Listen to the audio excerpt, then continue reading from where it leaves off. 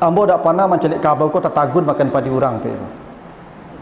Tibo di pematang sawah tu berhenti setengah jam mikir-mikir ko punya urang dak ko. Ndak ada pe. Asa yang dimungkonya makan. Yang penting pari kanyang. Orang kafir begitu pe. Kalau dia berfikir halal haram, ndak jadi dia kafir itu. Kafir itu karena dia ndak memikirkan halal haram. Beda dengan orang beriman tu hati-hati dan selektif dengan makanan. Coba Bapak Ibu baca nanti cerita surat Al-Kahfi, ya, mulai ayat 9 sampai ayat 26, cerita 7 orang pemuda beriman. Qala innahum fityatun amanu bi rabbihim wa zidnahum huda. Mereka pemuda yang beriman kokoh kepada Allah. Semua penduduk negeri sudah kafir. Hanya tinggal 7 orang ni yang beriman, mempertahankan keimanannya. Kenapa mereka beriman walaupun ancaman keselamatan nyawa mereka itu, ya, dari negara begitu hebatnya? Nanti Bapak baca ayat 19-nya. Ketika mereka tidur 300 tahun, bangun dari tidurnya, mereka merasakan perut lapar. Lalu diutus salah satu dari mereka ke kota mencari makan, membawa uang. Apa pesan yang tinggal di gua ini kepada yang satu orang mencari makan keluar itu? Di ayat yang ke-19-nya kata Allah, falyanzur ayyuha azka ta'aman. Carilah makanan yang paling bersih. Hebat pesannya, Pak. Mereka tidak mencari makanan yang enak, Pak. Kalau awak cari makan pasti depan lama, Pak. Kalau Ashabul Kahfi mencari makanan azka ta'aman, makanan yang paling bersih. Kenapa? Innahum fityatun amanu bi rabbihim, mereka pemuda yang beriman. Orang beriman makan tu tidak berorientasi ke rasa, tapi ke kualitas. Orang beriman tidak menjadikan makan tu kesenangan, kenikmatan. Kadang-kadang ada ibu-ibu kan, lah setengah jam tagak di muka kadai tu. Tanya dia kawan, babu, tak lah pusiang buah ni kan dimasak kini kan. Ibu yang pusiang lo, ibu ambil saya yang nampak kantang bawa pulang, nampak taruang bawa pulang masak saya lah. Jadi fikir lo apa-apa, kalau apa ku asal apa parutnya kunyah sado beko tu, yakin nanti. Ya. Ada ibu-ibu ko memang, ya, kadang Bapak Ibu, lagi kalau di kantor-kantor kan, kalau lah jam 2 balik, lah jam makan siang tu duduk sama-sama, di mana makan lama leka. Selalu orientasinya lama apa itu? Kalau ada orang begitu, itulah menjadikan makan tu kesenangan dan tujuan hidup. Dan tu persis orang kafir begitu. Binatang ternak begitu. Saya tidak habis pikir, karena bau orang bisa makan sekali makan tu 500.000. Yang dimakannya tu. Kalau makan sekedar kebutuhan pokok, 15.000 cukup, Pak Ibu. Kadang ada orang kalau tidak di restoran mewah makan rasa tak makan, Pak. Itu persis orang kafir tu begitu. Menjadikan makan tu kesenangan. Al-Ghazali pernah berkata begini, Bapak dan Ibu. Seperti apa kamu tidak pusing mengeluarkan isi perutmu, maka harusnya kamu seperti itu juga mengisi perutmu. Pernah tak kita berfikir, Pak Ibu, beko ambo di malah kabang ayi beko lepa ndak pan di ma tasasak lapis itu. Begitu pula kita makan, kenapa harus pusing memikirkan makanan itu, Pak Ibu? Orang yang pusing dengan perkara makan itu seperti orang kafir. Karena orang kafir itu begitu, binatang ternak begitu. Yang kedua, binatang ternak itu kalau makan tidak beraturan, Pak Ibu. Tagak makan, berjalan makan, bergolek makan juga. Coba celik kabau tu, Pak Ibu.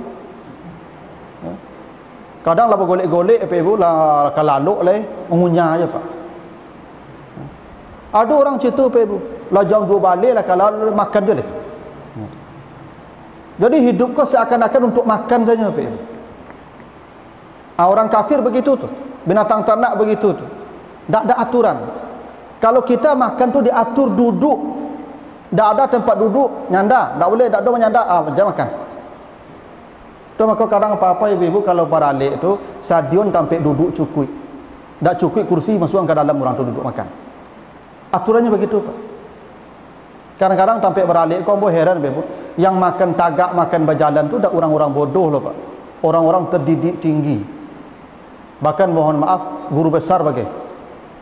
Tapi makan tagak berjalan Pak. Seakan-akan tak mengerti tata aturan makan tu. Kadang ibu-ibu cuturu tu, baja anak makan cucu sambil berjalan keliling komplek Pak. Ya.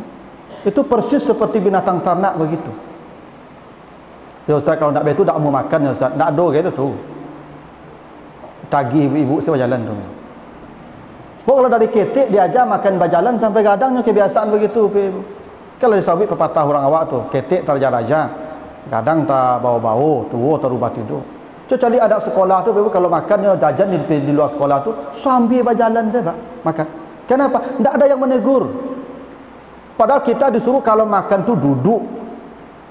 Orang beriman begitu. Kalau orang kafir dah Allah, jalanlah. Seperti binatang ternak. Dan binatang ternak tu kalau makan mari tiga ibu. Memang makan sih, makanya paru itu sampai sebulik-bulik. Kalau kita makan tidak, sepertiga makanan, sepertiga minuman, sepertiga udara. Itu aturan makan.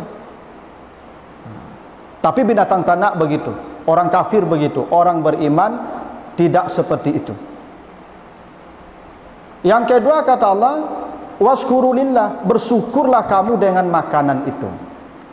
Jadi Bapak Ibu, kita ini diperintah Allah, kalau ada makanan bersyukurlah. Bagaimana cara bersyukur dengan makanan? Satu, jangan mubazir, jangan membuang-buang makanan. Aku ibu-ibu banyak belum puasa ke mubazir. Banyak ibu-ibu yang hobinya menyampak makanan siang hari ke tong sampah. Ya awak lah gaik-gaik berdua saya di rumah lah. Sambal sama jalo babuik. Ibu-ibu kalau lah gaik-gaik berdua di rumah tu nasi bungkus saya balik sebungkus tu makan pai masjid lah. Iya. Akhirnya ibu-ibu siang banyak mencampakkan sambal tu. Itu tak bersyukur dengan makan tu ibu. Kadang anak-anak awak cara cerita ibu, diambilnya nyambit nasi, nyambit sambal banyak-banyak tu kau tak buang saya ibu. Dan awak permisi saya pada dia saya. Seperti tak ada masalah kerajonya tu pe. Ambo tak kena ketika ketik-ketik di kampung ambo nenek ambo ko dak sekolah ke lo pe. Sampai mati dak pandai batu rompah kan jadi bodoh dah. Iya dak pandai terompah lo Pak.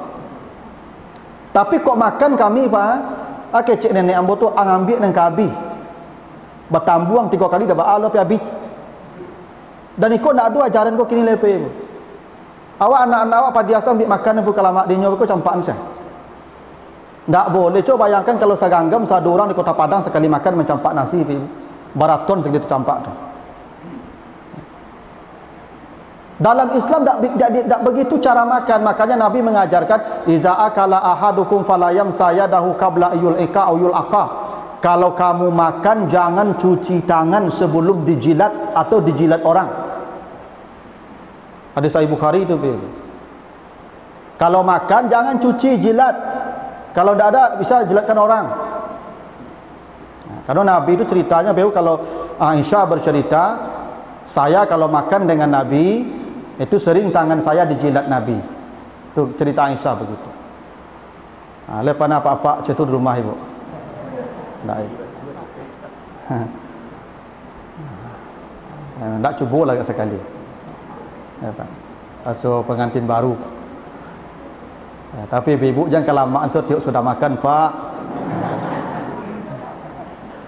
Sunnah. Kalau mau alhamdulillah. Kalau enggak aja nimbau lah Pak. Tapi saran ambo kalau Pak menjidik tangan ibu aja dimungku cucu.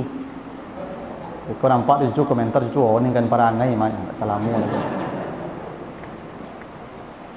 Nah jadi Bapak Ibu, kenapa Nabi menjilat tangannya? Supaya tidak ada yang terbuang. Bahkan piring Nabi itu disiram dengan air, dibasuh, diminum airnya. Begitu hadis menjelaskan. Bahkan yang di lantai itu kalau terjatuh dipilih Nabi, dimakan Nabi. Kata Nabi siapa yang memakan yang jatuh nih, dia dapat bidadari di surga. Sehingga Nabi itu Bapak Ibu seperti apa tangannya, piringnya, lantainya sebelum makan, seperti itu juga bersih setelah makan tuh. Tidak ada yang terbuang. Kenapa? Cara mensyukuri makanan itu begitu. Jangan buang-buang makanan. Apa kalau Pak Ibaralik Pak? Coba calik ke dapur orang beralik tu Pak, Masya Allah, berkarung-karung tercampak Pak. Coba berjaya Pak calik aku belakang. Bakok betu tamu yang datang pun tak tahu adab lo ambil. Ini kan sambal banyak orang beralik tu Pak. Ikannya, ayamnya, randangnya, ada banyak tu Pak. Itu pilihan tu Pak. Yang tak suka ayam, randang. Yang tak suka randang, ikan. Itu pilihan. Ini ambil sadonya Pak. Kau amplop dek kadang tu. Pergi ambil cik. Ya kalau leh habis dah balo. Kalau sudah makan nanti kape beralik lo cik lain. Akhirnya tak buang banyak tu. Kadang-kadang tu nampak dan kadang ada sebuah apa kebanggaan bantunya kalau nak basiso nasi dah rasa dah hebat gitu. Meninggal makan di piring tu rasa hebat. Orang hebat yang itu makan.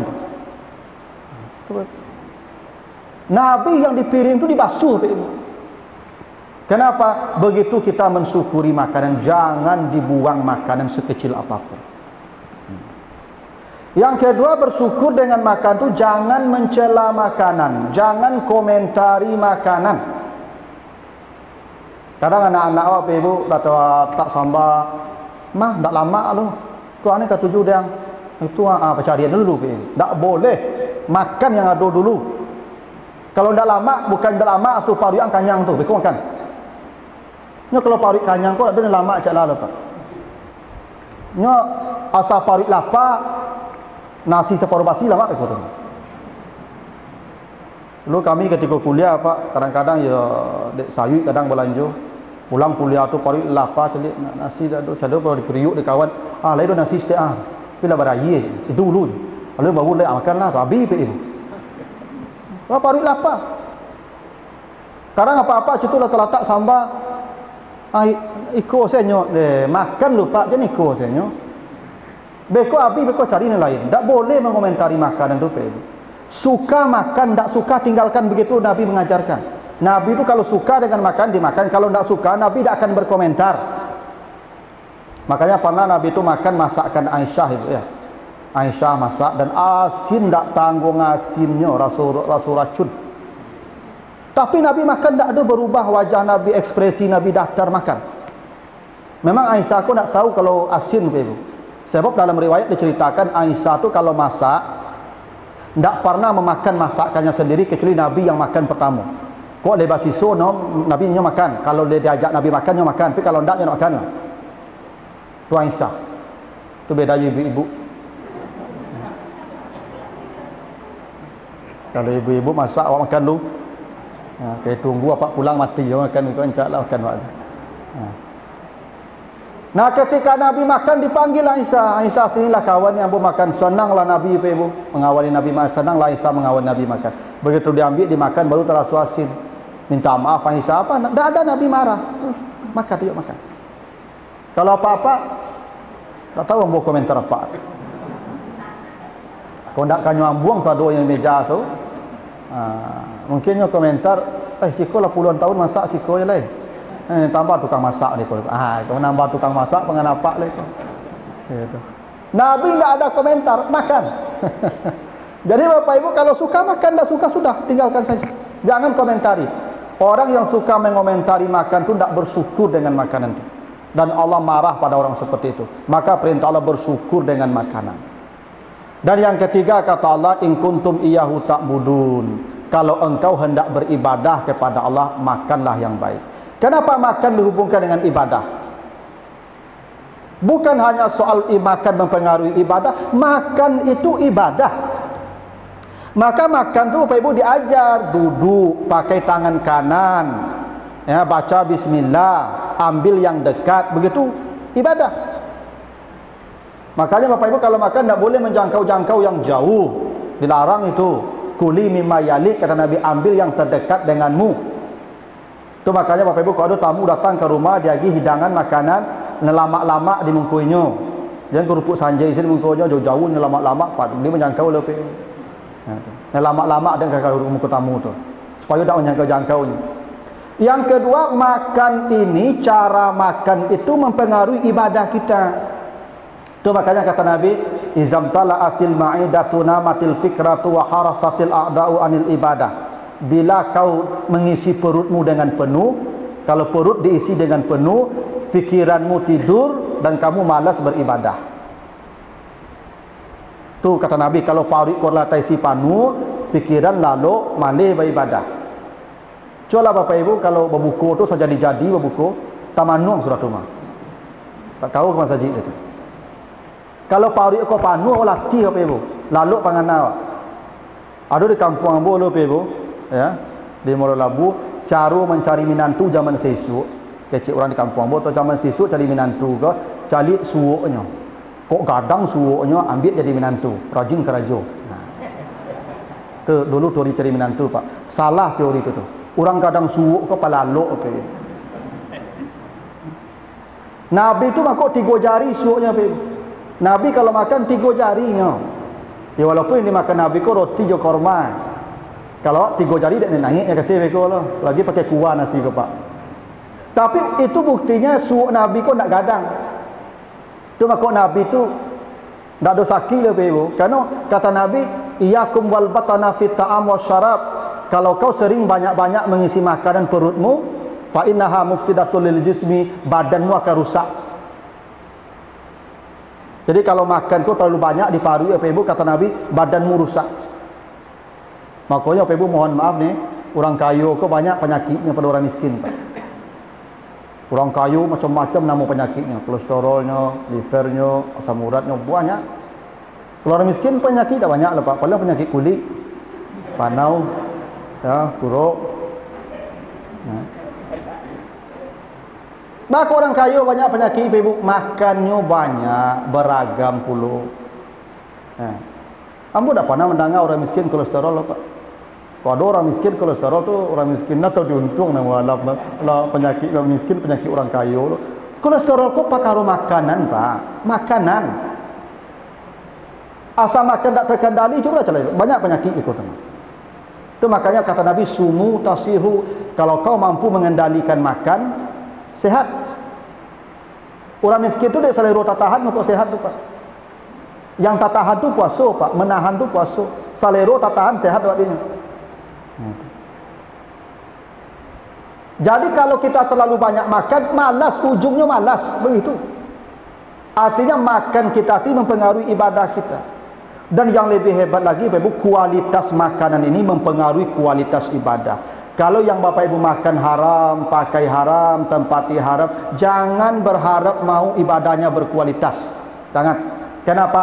Kita beribadah karena ada energi. Kalau energinya sumbernya haram, hanya untuk yang haram.